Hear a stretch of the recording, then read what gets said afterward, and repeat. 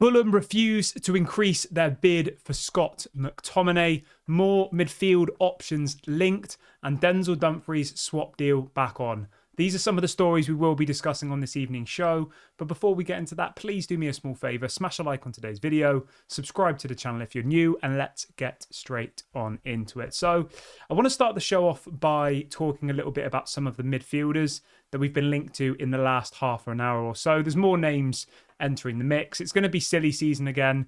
Obviously, we thought we were getting Ugarte. Apparently now we're not. So now we're going to be linked to every single midfielder that probably exists in world football. So in the last couple of minutes, apparently Manchester United are considering a move for Atalanta midfielder Ederson. He's quality. I really, really like him. He had a very good year last year, obviously winning the Europa League. I would love to see him at Manchester United, but is that realistic? Probably not. He's got a release clause of around 50 million euros. How are we going to afford that?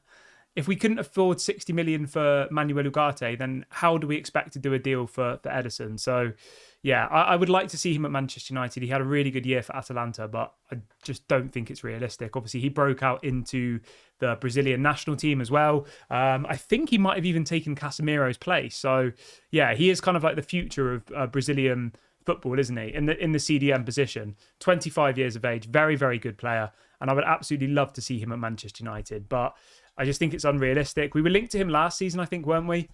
But we couldn't manage to get a deal over the line. So, yeah, it's not ideal, is it? There was apparently a story recently that said that apparently he had a release clause that would have allowed him to go for 15 million euros, but apparently that's complete rubbish. The release clause is 50 million euros, 5-0, which is obviously better than 60 million, but it's still a hell of a lot of money. Apparently Liverpool are interested in him. Apparently Newcastle are interested in him. So there's lots of competition for this guy. But I would definitely like to see him at Manchester United. And yeah, it's interesting that we've been linked to him again. We were linked to him loads last summer. We didn't get him, and now we're linked to him again. In relation to the other players, we have just been linked to Richard Rios again. Obviously, the CDM that we spoke about on the show a couple of weeks ago. There were some journalists a few weeks ago saying that we were going to put in a bid for him. 24 years of age, Colombian international, plays his football at the moment, I believe, in the Brazilian league. Yes, he does. That's correct. He plays for Palmeiras, of course. Yes. So, yeah, he's another good option, but he's not going to be cheap either. And then also, of course, we have this Sander Berg story that just doesn't seem to want to go away. £20 million is the asking price from Burnley for Sander Berg. And then the final one that we've been linked to is Martin Zubimendi, 60 million euros release clause. That literally just came out in the last couple of minutes. And then obviously Manuel Ugarte as well. So I'm going to run through the options we've got really, really quickly.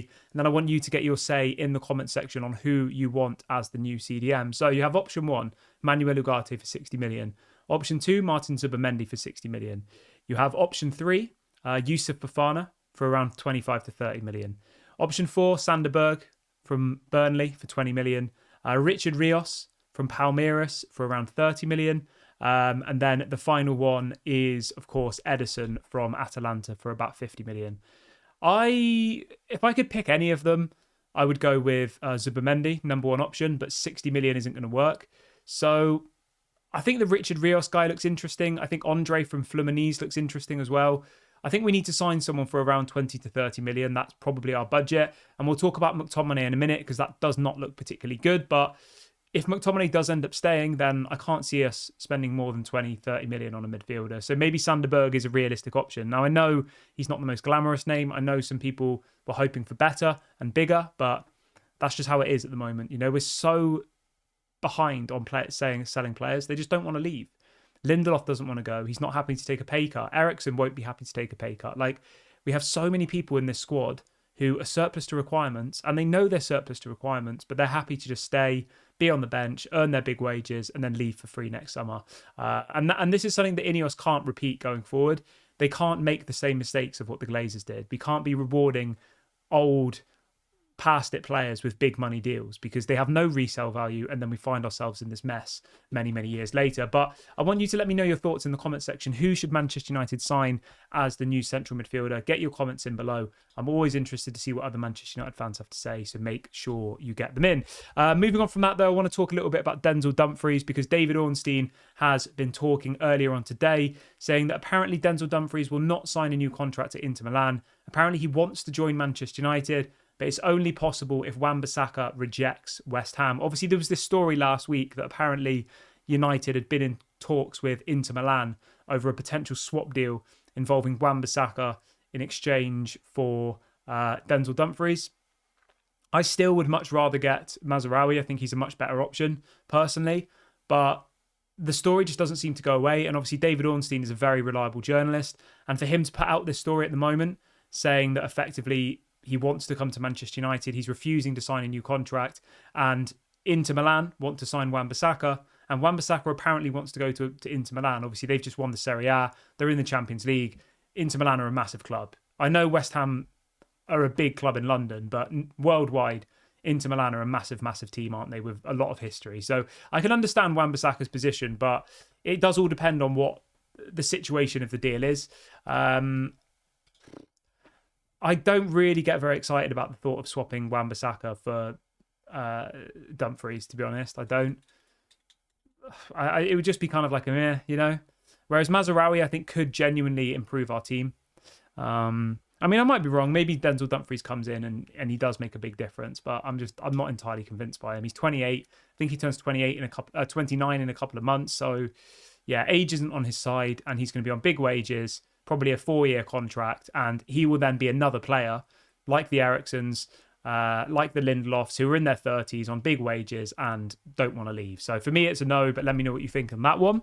And then the final story I've got for you today, which is probably going to upset some people, but it's a news show. I have to bring you guys the news. This is coming up from Sky Sports in the last couple of minutes, saying that apparently Fulham are not expected to return to Manchester United with an improved offer for Scott McTominay. So just to rejig people's memories, Fulham offered £20 million about a week ago from now, plus around £3 million in add-ons for McTominay.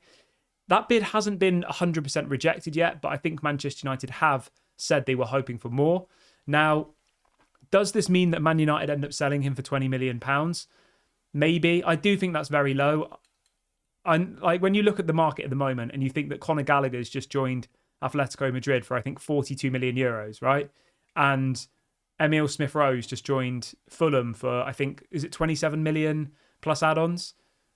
How are we not getting 25 to 30 million for McTominay? He scored 10 goals in the Premier League last season.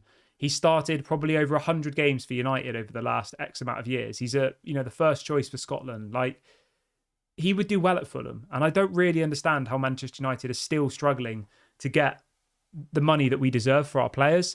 And usually the excuse will be wages. But McTominay only earns about 60k a week, which is like half of what Fulham's current top earners are on. So the wages isn't an excuse. And I just don't understand it.